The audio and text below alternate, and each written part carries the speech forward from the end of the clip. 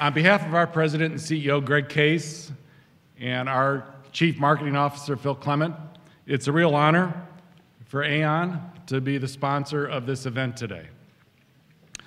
And for many of you, you might know that Aon is now a UK-based company, but it's also important for you to know that the Aon Foundation, for the past 25 years, has made it a priority to support educational activities and cultural institutions like the Chicago Humanities Festival and the Charter Humanist Circle that does so much to enrich the lives of all of us in this room and everybody in Chicago. And even though we're now in the UK, I want everybody in this room to know that we intend to continue this commitment, and it will remain high on our priority list for the things we do to support the community of Chicago for many years to come.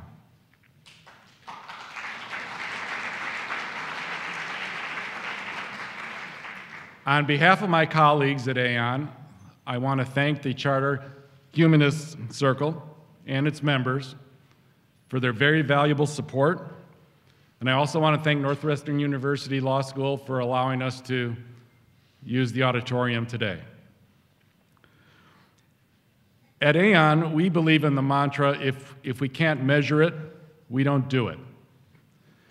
And because of that, it's a real honor for us to be here supporting and introducing Dr. Philip Kotler. Dr. Kotler has defined marketing as, quote, the science and art of exploring, creating, and delivering value to satisfy the needs of a target market at a profit. He is recognized around the world as one of the foremost experts on business, of marketing, and for his insights on how exemplary marketing has the creativity and the power to influence global consumers every day. In that spirit, I hope you'll join me in welcoming Dr. Philip Kotler.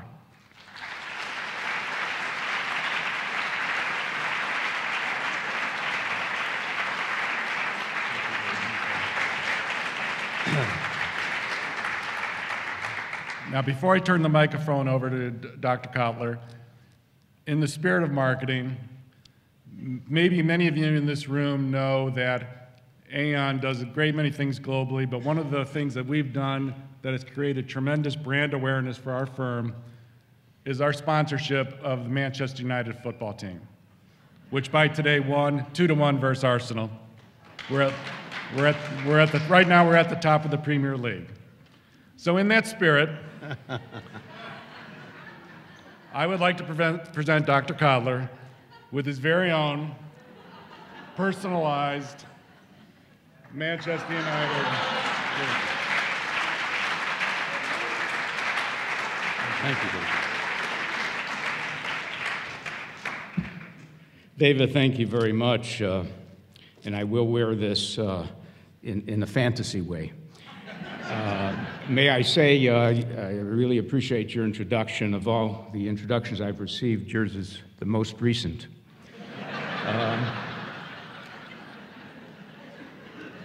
Nation, well, you may know of Stephen Colbert, so I can't pull it off the same way. There will be two groups with respect to marketing. There will be a group that doesn't like marketing. And I'm going to give you why they don't like marketing and the justifications. I will also tell you there's another group who loves marketing. So before we're through, you will be totally confused, or at least opinionated. So what I want to do is tell you that these are called Confessions of a Marketer. That's, by the way, borrowed from David Ogilvy, who wrote a wonderful book called Confessions of an Advertising Man. And let me move on and say, why is marketing a topic for the humanities? And we would say that there's a couple of reasons. One, I regard marketing as a humanistic subject because marketing has affected our lifestyles, has created, not only affected a lifestyle, but created lifestyles. And we should be, from a point of view of popular interest, interested in that. And it really, I want to say that marketing is very American, that its beginnings are very American. That doesn't mean there weren't manifestations of marketing earlier. And as a matter of fact, I'd like to give you a very short history of marketing so that you understand what we mean by the word. As a matter of fact, if you took a dictionary, a Webster's dictionary, in the year 1900 and looked up the word marketing, you would not find it in the dictionary. Yes, you would find the word market, but not the word marketing. If you then picked a dictionary 1910, you would find the word marketing in it, because marketing is about 100 years old. And it's much more than selling. So let me show you. Let's start biblically. Let's start biblically. Who is the marketer in this picture? This is the biblical narrative. Who is the first marketer in the world? I hear Eve. The snake. I hate to admit it, because snakes sounds like sneaky and so on and so forth. But the fact is that it was a snake who sold Eve on getting Adam to eat an apple. So it goes way back. At least selling goes way back. Now let's go further. Here is the father of marketing. Wow, what an insult to him. I mean, that's Aristotle. Recently, I was at a group, a little party, and we were speculating who we would like to meet most if we had an hour with such a person. And it boiled down to Plato, Socrates, or Aristotle. That's a hard one. It turns out that my vote went for Aristotle. Aristotle was Google at the time. He knew more about everything than anyone in the world. He wrote on science, politics, economics, rhetoric, art, and everything. Now, why do I say that he had some marketing impact? Let me read the definition of rhetoric. And he's not the founder of rhetoric, by the way. The founders were the Sophists around 600 BC. They were a group who wanted to use selling and speech and persuasion for their own devious ends. But Aristotle put the discipline of rhetoric on its feet. Rhetoric is the art that aims to improve the facility of speakers or writers who attempt to inform, persuade, or motivate particular audiences in specific situations. It is the faculty of observing, in any given case, the available means of persuasion. So, in a sense, he could be the father of selling, the idea of getting someone to do something that they might not have done otherwise. So, let's move on about other early manifestations of marketing. I know many of you cannot necessarily read this, so I will read it. But the first department store opened when and in what country? Normally, if you're in France and you ask the question, they will say, of course, we invented the department store. It was about 1845, the same time we invented paperweights and some other things. But it turns out that the first department store was in Japan, Mitsui Company, which is still alive and well. So that's where one of our retailing forms started. The next one is the first newspaper that carried an ad.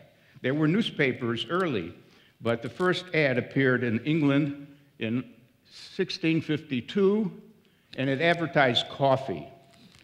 And then the first ad agency started a little later, much later, N.W. Ayers, which is still a prosperous advertising agency. First time a brand was put on a commodity, the commodity being soap, the brand name was Pear's Soap. And then the first packaging appeared a little later, And finally, we had a marketing research department formed. So, now the word markets has been around all these years. The Middle Ages had markets. In fact, whenever, I would even say the agora in ancient Greece, that means the marketplace. In ancient Greece, people would come on a particular day and to sell things. In the Middle Ages, there were market days. The word marketing wasn't there, it was just market. And trade was always there, because trade through history has taken place between people and regions and countries. So all that is there, and it was in the decade of the 1900s that marketing books first appeared. And the interesting thing is, who wrote those first marketing books? Were they sociologists? What was the discipline of the people who wrote the first marketing books? Any guesses? Well, they weren't physicists or chemists, they were economists. So why would economists start a subject called marketing? And the answer is they were disillusioned economists. They couldn't find any mention of advertising in the discourse of economists. In other words, never did Adam Smith, Thomas Malthus, David Ricardo, even Alfred Marshall and so on, they really talked about other forces that shaped demand. The only force that shaped demand in their mind was price. You know the famous curve. Raise the price, demand will go down. Lower the price, you can sell more. Price was the only thing that affected demand. So these economists were institutional economists and said, hey, you got to factor in advertising. You got to factor in retail stores, wholesalers, jobbers, agents. And it was the neglect of the classical economists to not really texture the marketplace and the way an economy worked that led to marketing. So marketing is technically a branch of economics. Now, who helped develop this field of marketing? Now, probably you don't recognize maybe anyone here. There's one person you might recognize. I don't know if you can see some of these faces, but does someone recognize anyone there? Yeah. Dale Carnegie. Dale Carnegie is here, and his book was How to Win Friends and Influence People. Because in doing this, I wanted to find out who is the exemplar of the selling method, how to win friends and influence people. But let me give you the whole picture. Ernest Dichter, some of you may know of. He was a motivational psychologist, and he could explain why people didn't like to eat prunes, why cigars were offending some people, and all kinds of things. In his book called The Study of Desire, he apparently studied with Sigmund Freud, and he brought that kind of mind to marketing. But he had an opponent named Alfred Politz, who was not a head shrinker. We call him a counter, a nose counter. The expressions we would use, if you were very psychological, you were a head shrinker, and otherwise you were a nose counter, namely a surveyor. You surveyed people, you found out what percentage of people were of a certain age, and why did they buy a particular product. Julius Rosenwald was very much behind the formation of the Sears Company, which was an important episode in the development of our retail chains. Lester Wunderman deserves credit as exemplifying the use of direct mail and catalogs, that you can sell more directly. You don't have to be in a store. You can get people to order goods by mail and phone later. David Ogilvy is the exemplar advertising person. Then Stanley Marcus of Neiman Marcus was the fellow who could walk into any retail store and give them 100 suggestions on how to improve the layout, the size of the aisles, and make a difference in the volume of business. Edward Bernays is the father of public relations in the United States. His name has sort of become obscure, but he really was a very important person. The word propaganda was often used in connection with his work because people thought it was a model to motivate you to feel a certain way about anything, regardless of the standards involved. And then there's Dale Carnegie. In any case, how did marketing get its start? Marketing got its start in sales departments. Every company has a sales group. And the salespeople really want to be in the office of a customer because that's the only way something happens. So they don't want to do a lot of homework. For example, 3 things they didn't want to do. They didn't want to do consumer research in a systematic way because that's taking their time away from selling to customers. Secondly, they would have liked someone else to find leads. Now, a lead means a prospect. In fact, we distinguish between a hot lead. Oh boy, he's ready to buy. He even called us to buy. A warm lead, a cold lead, and so on. Someone else should do that for the salespeople so they don't waste their time making calls. And the third thing was someone had to prepare brochures and ads. And the salesman is not skilled, the salesperson isn't skilled at communicating through advertising and brochures. So sales departments added 3 people or hired them from time to time. Later on, it exploded to the day today when we have multinationals running with marketing. In other words, marketing, those 3 people split from sales and became big enough to be its own department. And so some people in the audience here may be a chief marketing officer. The old name was vice president of marketing. But I like the name Chief Marketing Officer because that person now is part of the chief officers, Chief Information Officer, Chief Financial Officer, Chief Innovation Officer, and the status has moved up. Some of you may be brand managers, may have been in your past experience. Category managers, market segment managers, managing distribution channels like retail or wholesale things, a pricing manager, communication manager, database manager, direct marketers, internet people, and so on. So marketing is well established. Now, the character of a marketing department depends very much on what the CEO thinks of marketing. So the one-piece CEO is a person who took over a company, and he says, I don't like marketing, but I know I need it. And all I want from marketing is some communications. I just want someone to broadcast and promote us.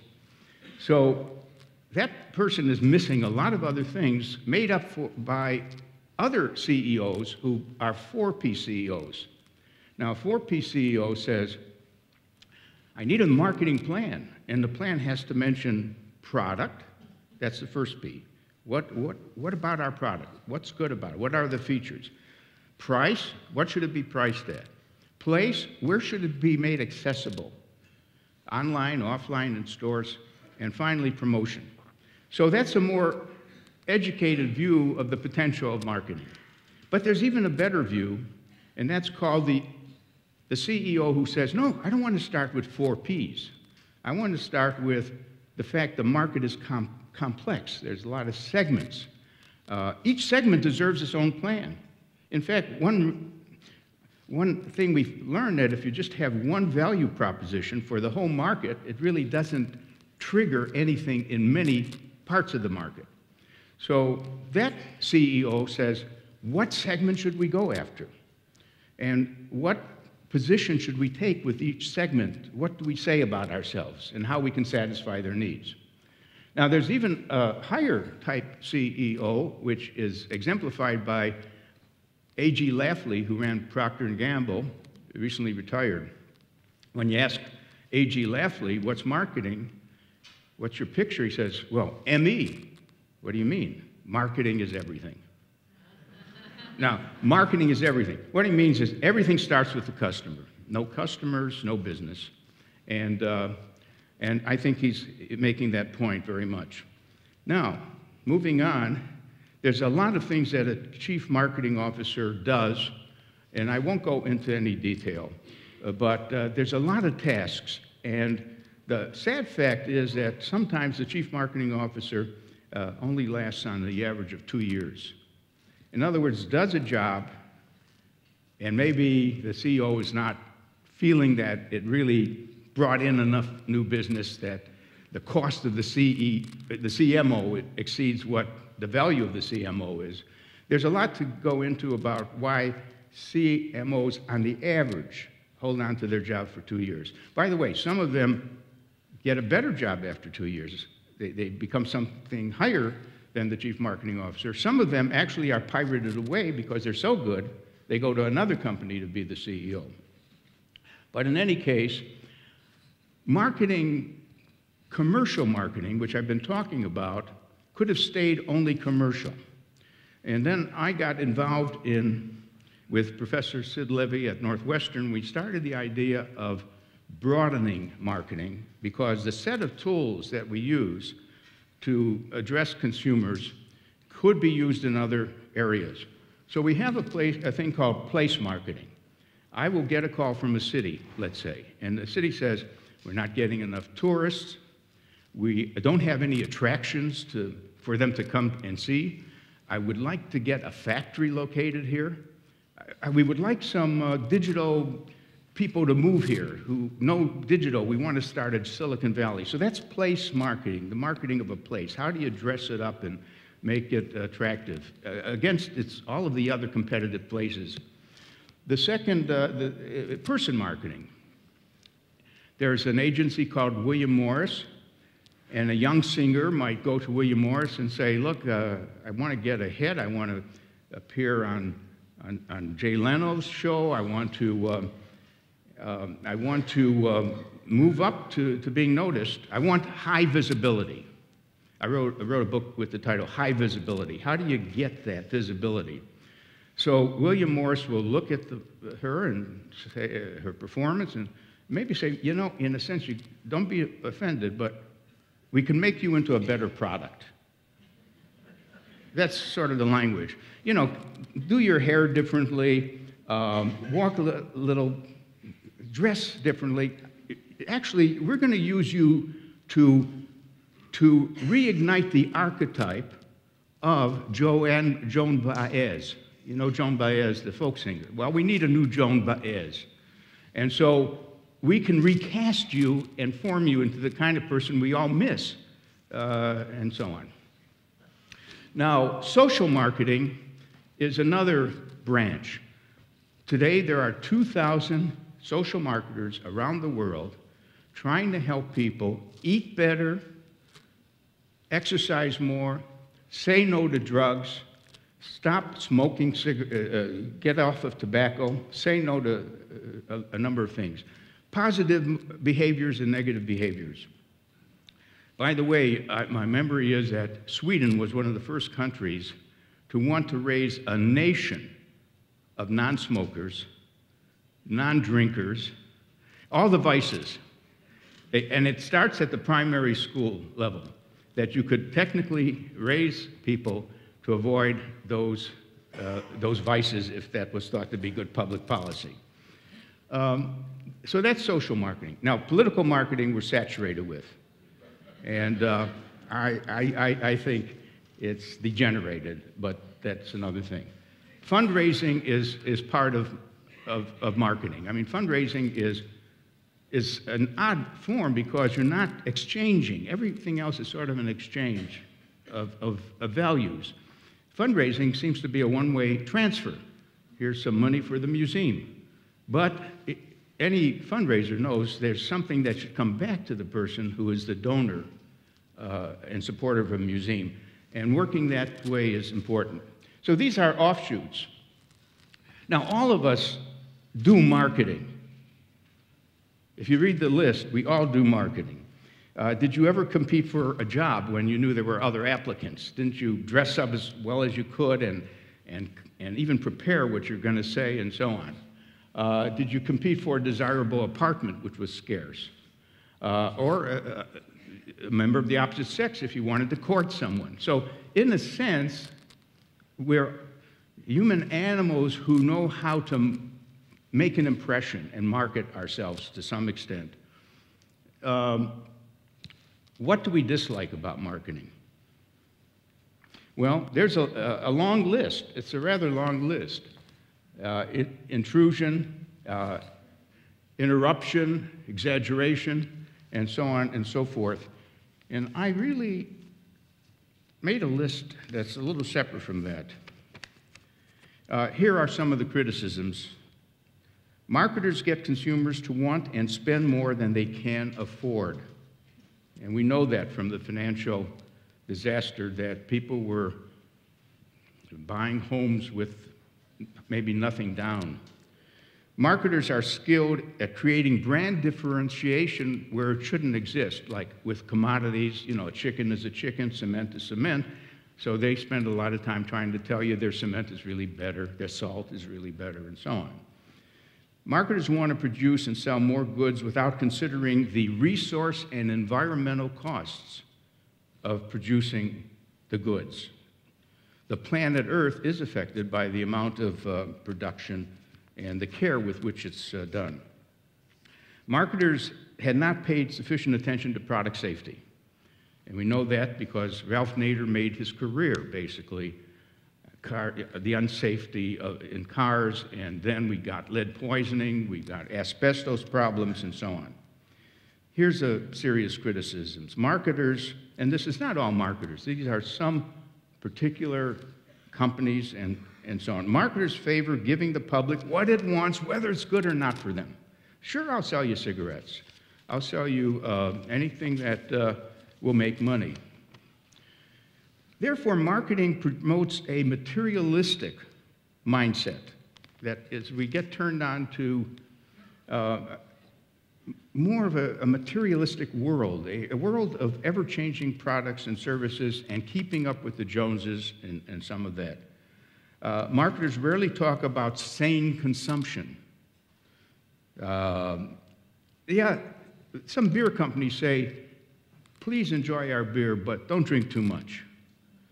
That's nice that no one listens to that, and you still have binge drinking, but they're trying to do what they can, and so on and so forth. Now, let me just say there's another side. This is important too, because it's not a simple picture. The other side of it is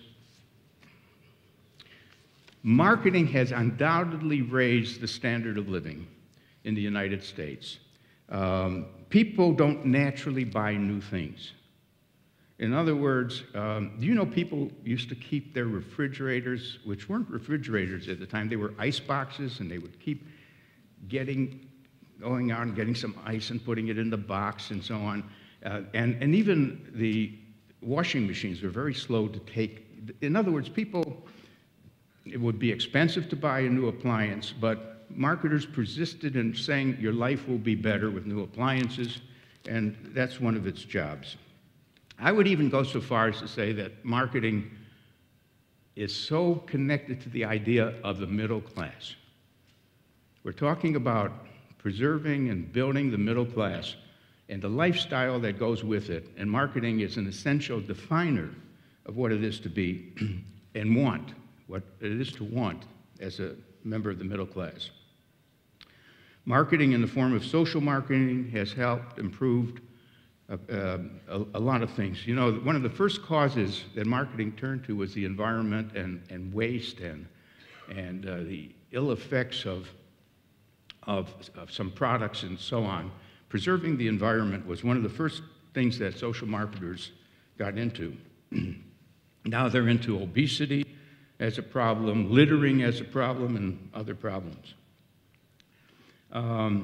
Marketing is very important to the cultural world, museums, performing arts. And one of the big problems that cultural institutions are facing, especially in the performing arts, is the aging of audiences. How do you get people who are in their 40s to go to opera, to go to ballet, and so on? It's called the graying of the audiences. And maybe that problem has been with us for a long time. But marketers are at work doing segmentation, targeting, positioning, in order to make sure that all seats are filled in the theater, and also the museums are very busy as marketing institutions because they have to get visitors, they have to get donors, they have to get government grants. So marketing is almost an intrinsic function today that's going on. But let me, this is not a time to take a vote. Do you like marketing or you don't like marketing? But let me show you that the negative feelings about marketing came up from these people. The attackers, they attacked marketing. Do you recognize anyone? You see Ralph Nader? I don't. There he is, yeah. Who else?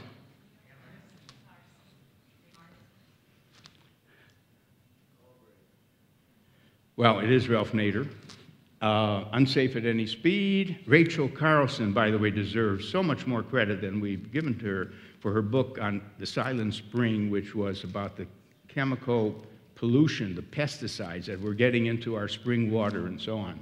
Vance Packard, who popularized the idea that we are hidden persuaders, that when you go into a movie theater, you don't know this, but an ad is sort of flashing to go and get some popcorn before you sit down.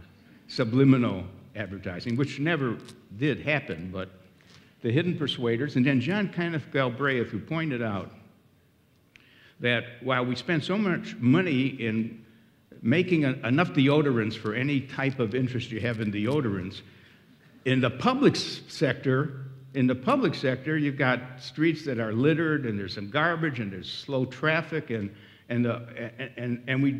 we have a good private sector, but we can't enjoy it because the public sector doesn't have the public goods that would facilitate things. You got Naomi Klein, who's probably the prototype person now for attacking branding. Brands, they're awful. You're paying more than you need to pay. The book is called No Logo, logo being another name for brand. And Michael Sandel has this new book out, which is really interesting and worth reading. He's the fellow who ran a course on justice and would ask groups about this size at Harvard, what is the just thing to do in each situation.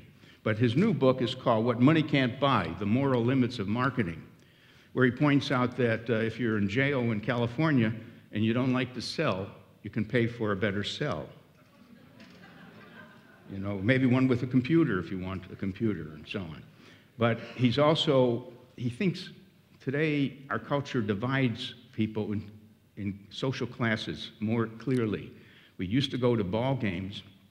I would sit next to someone who was rich and someone who was poor. We'd all stand in the same line for hot dogs. Today, the guys who are rich are up in the skybox, and he calls it the skyboxification of the United States, the skyboxification. They're eating filet mignon, and we peasants are down there standing in line for our hot dog. So we are not meeting each other as we used to in the older days. It's a very interesting treatment. I like to quote Will Rogers with this remark. If advertisers spent the same amount of money that on improving the product as they do on advertising, they wouldn't have to advertise it. And by the way, that's a very profound observation because in the age of the internet,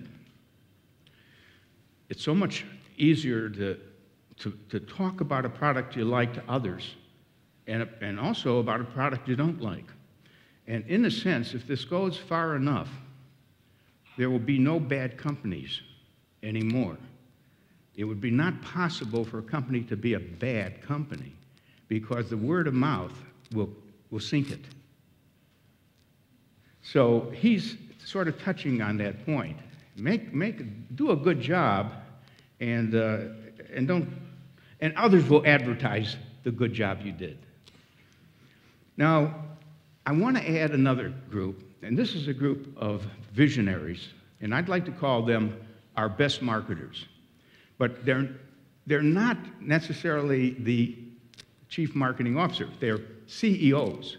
But what their contribution has been the kind you want from your chief marketing officers. So who do you see here? Do you know any of those people? Yeah, you got to know some of them, but you probably don't know the first one. Ingvar Kamprad. It's very even hard to remember his name, but he's that Swedish person who invented IKEA, who said, I must bring down the cost of furniture, and I can do that by taking the air out of it and just selling knockdown furniture, and now people can afford to have some nice things in their home. Richard Branson is phenomenal. He's not only in self-promotion, he's one of the best self-promoters possible. I don't know if you know that he was in Times Square some years ago to introduce his new cell phone, the Virgin cell phone, and he said he was going to drop off of a building, a 30-story building, and not wearing any clothes or something. So everyone showed up, and I don't know why they would want to show up, but they showed up in Times Square. And sure, he did jump down, but it was on a rope, and he's carrying a huge version of his new cell phone. And so everyone, not just in Times Square, the reporters were covering it, all of New York knew about there was a new Virgin cell phone. So he's very good at that. But right now, he told me something I couldn't believe. I was in Dubai, and he gave a speech, and we were just chatting, and he said, where are you from? I said, Chicago. He says, you know, there will be a time when you can go from Dubai to Chicago in half an hour. What's it? Is this a time machine you're inventing? He says, no, it's just a rocket ship. So the rocket ship takes off from Dubai, just goes right up in the air and lands in Chicago. So he's working with some people on the new spaceships, basically. And you want to watch him. Of course, Walt Disney, great visionary. Herb Kelleher, thanks to him, we have Southwest Airlines, which started a whole class of low-cost airlines. And then we've got Anita Roddick, who ran the Body Shop, where she said, I'm not selling hope. I'm selling good skin lotion. All the others sell hope. That was a famous remark by Revlon. In the factory, we make lipstick. In the store, we sell hope. But she wrestled with that one. Then you got Bill Gates, Steve Jobs, and Jeff Bezos. And Jeff, let's see, we got to make sure he gets in there. Jeff is extraordinary. If there's anyone who has consumer thinking in his mind, wanting to facilitate the consumer to really order or reorder or return or anything like that, and then to buy more than books, to buy electronics, to buy clothes, he's done a marvelous job. He's very exemplary in that sense. We're running out of time, and I'm going to want some questions from you, but let me just refer to a few more things. This is a chart I use in the book, Marketing 3.0, basically to say that every company should define its mission, its vision for the future, and its values, what it really cares about. And if you're a 1.0 marketer, it's a good job you're doing. I mean, of course, you're trying to deliver satisfaction, make a profit, and make a good product, be better. If you're a 2.0 marketer, you want to help people realize their aspirations. You want to deliver things that they might aspire to have. They will return frequently to buy more, and your product is different than the others. Not only better, but different. And suddenly, you move from mind to heart to spirit. What spirit? It's that small set of companies that say, we're compassionate. We have compassion for the state of the world. We want to get involved. We want the companies to be a machine for improving the lives of people. You could reduce that to just some charity work they're doing, or it could be a real fundamental strain in the way they do their business.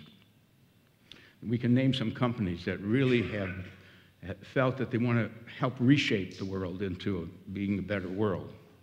So that is, here's one of my favorite companies that illustrate the cells in that picture, the S.C. Johnson Company in Racine, Wisconsin, whose products are shown over here. You probably have purchased some of their waxes or some of their insect repellents or other things.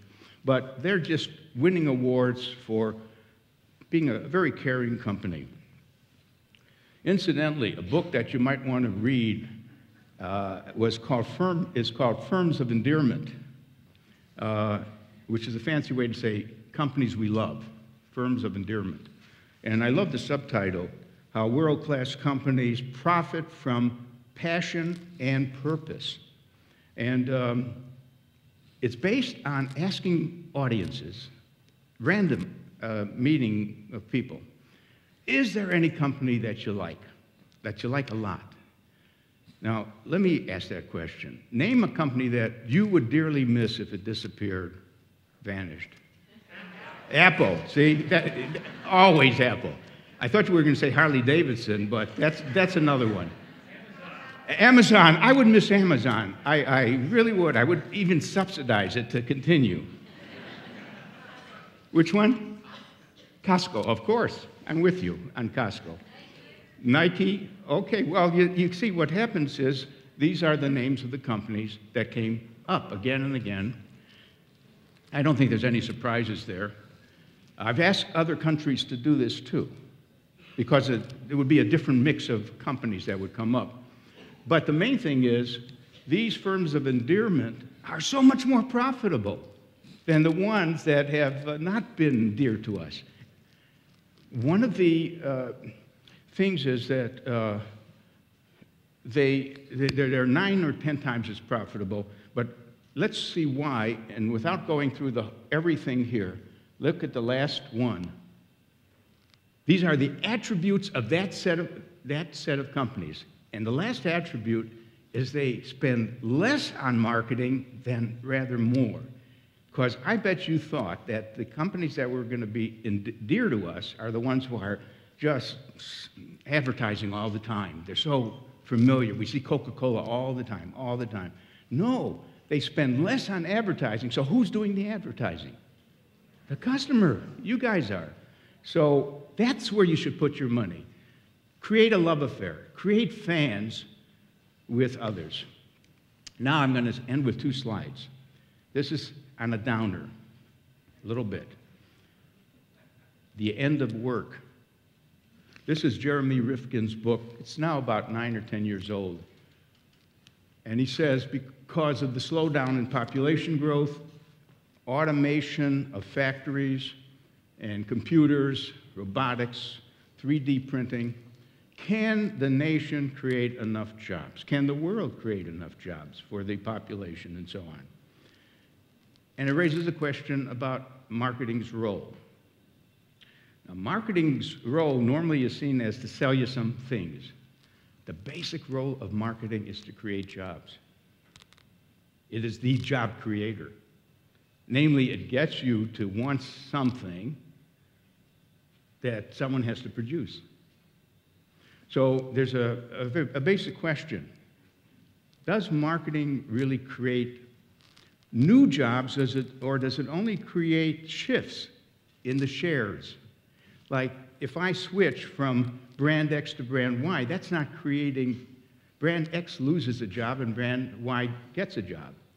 So, but it is true that if we're talking about a new product, marketing will help accelerate its recognition, the awareness of it, and intensify the drive to purchase it. In other words, we buy our iPads and other things that come along, partly because they're wanted, they are desired objects, and marketing accelerates the rate at which growth takes place with those new products. The other book, and I'll end with this, is another downer. The Death of Demand. And what is the relationship between marketing and demand? And he uses the term saturated, finding growth in a saturated global economy. I've been wrestling with that problem, and growth is the issue today. Growth is the issue. growth means jobs, and so on. And the fact is, there are 8 ways to grow a business. So the title of the book is Market Your Way to Grow, 8 Ways to Win. And you know all of them. You know that we can go to places where there is growth. We can sell in China, even if it's a low growth here, or Brazil. We know we can grow by acquiring other firms. We know we can grow by innovating, inventing something new. We know we can grow by taking business away from someone else, and so on and so forth. So one of the things we're wrestling with is how do you as a firm grow? And by coincidence, another colleague of mine at the Kellogg School of Management, Tim, he just wrote a book called Defending Your Business. And it's so nice that his book came out with mine, because the first job is always defend what you've got. Hold on to the customers you have. Then you start worrying about some more growth. So we both, as members of the department, are wrestling with how to ignore these books and say they're wrong, and that there is a bright future ahead. So let me stop here and take any questions you might have.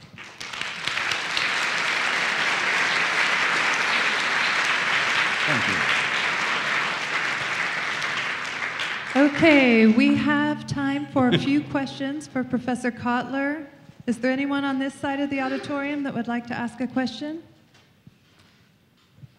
Any Yes. hands up? Yes, I see you over there. And now, a microphone Susan will will bring you a magically come down microphone. here. And if there's any other people, and there's a person over there. Thank you. Would you introduce yourself, please? My name is Iris Witkowski, and I've been coming to the Humanities Festival as long as it exists, and I very much appreciate your talk today. Thank you. I am making a statement. What really drives me nuts as far as saturation is concerned is the placement of products on television programs. It used to be that in a movie you'd say, oh, I saw that brand, and it seemed to be accidental. Now it's all over. Even the anchormen have LL Bean jackets on. You know, that's the field called product placement.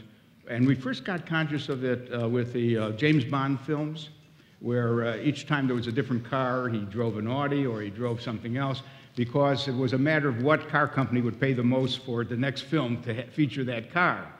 And now, does the person speaking pick up a Coke bottle or a Pepsi bottle, and things like that. Most of us don't notice it. It's not yet that intrusive, but it has been discovered as a way to get some visibility for certain products, product placement. I'm Cody Engel. I'm a charter humanist. Again, thank you. On the evening national news, 75 to 80% of the ads are for pharmaceuticals.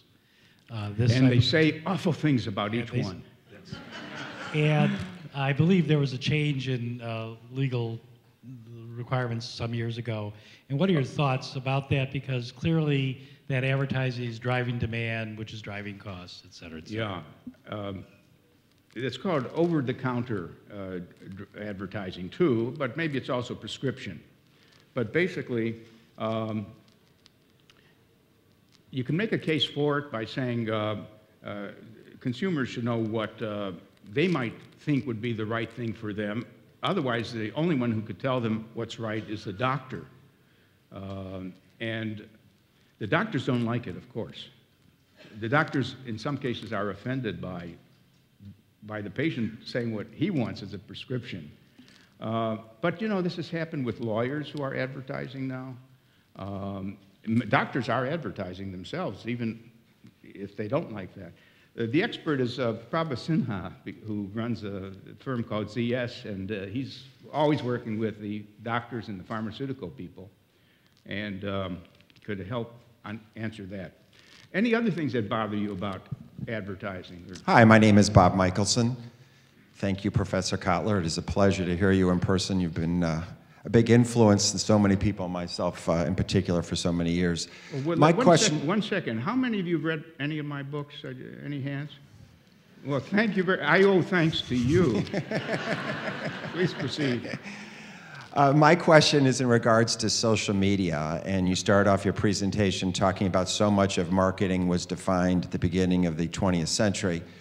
We're 100 years into it. As you look at social media, do you see across a continuum of marketing that's being a short-term phenomena or radical change in as we do marketing for the next century? That's part one. And part two, do you see the ability to apply an ROI to social media? Yeah, those are excellent questions. This is not a fad.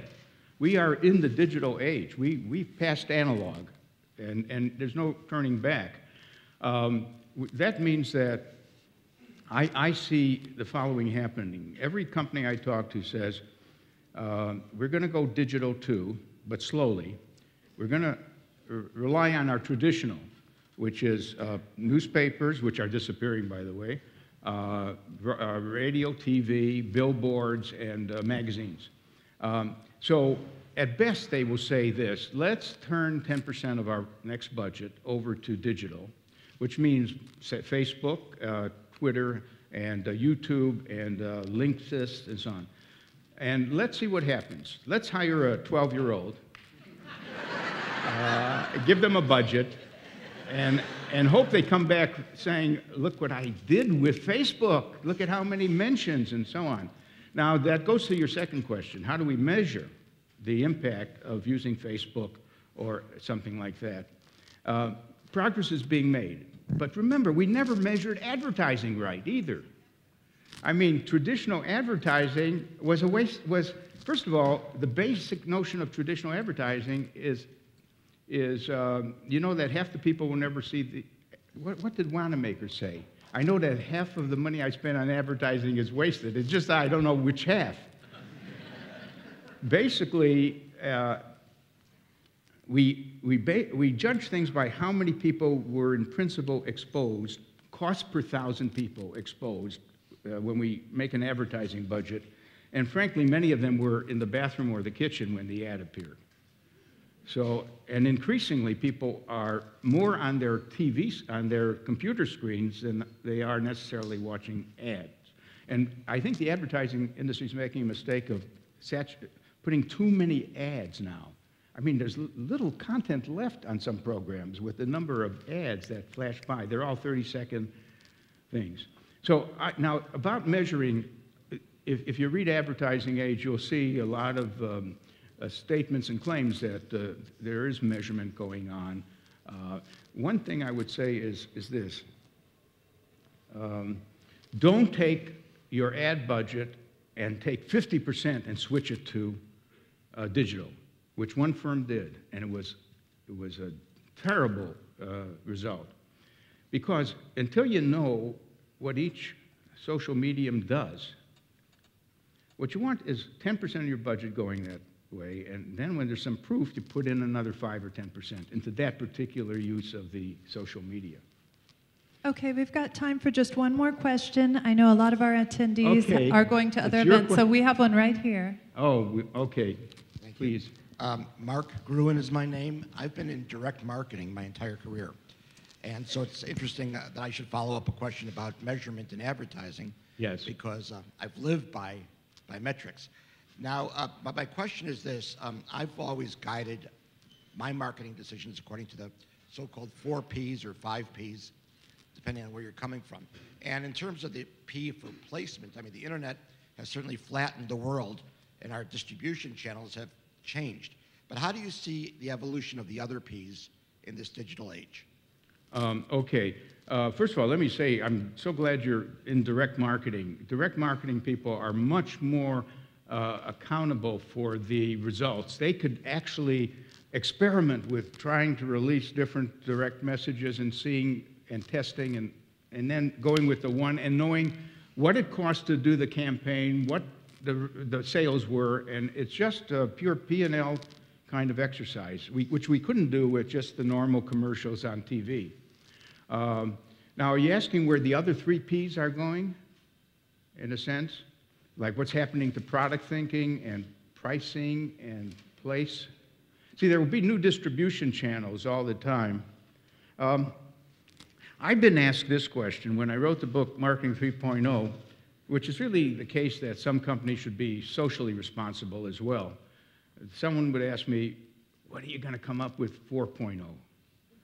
And I don't really have an answer, because when you go from the mind to the heart to the spirit, I don't know how much further you could go. But I am thinking that 4.0 is going to describe companies in the future that are building ecosystems and platforms where we get involved with them in such a way that everything is being supplied that we want as an individual. Think of iTunes. Think of the iPhone, iTunes, the whole setup of think of Harley Davidson. If I buy a Harley Davidson, I'm a member of what they call them, the hogs. I'm a hog, a Harley owner groupie. And not only that, I can take my motorcycle and just go and meet people I don't know. Some have beards. Others have beards, but they're fake. They're wearing leather jackets. These are business people. They're maybe chief financial officers, but they want to be macho. So they supply a whole system to fit into that. More and more companies might sort of begin to think about that. Now, let's take, what's the one who's making shoes now? Is it Tom's Shoes or the other one, Zappos? They're creating a system that's going to go beyond the shoes that you buy. It's going to go into clothing. So some companies, as one evolution for certain companies, by the way, it's not different in business to business, where a company that Boeing supplies 747s and other planes, they have to create a whole system. So you can't even leave it. You know, once you get involved, once you get with IBM, you're not going to leave for Honeywell or something like that. So this is maybe what 4.0 thinking will do. In other words, it won't be product-centered, it will be system-centered, a whole system. I think we're out of time. Thank you very much.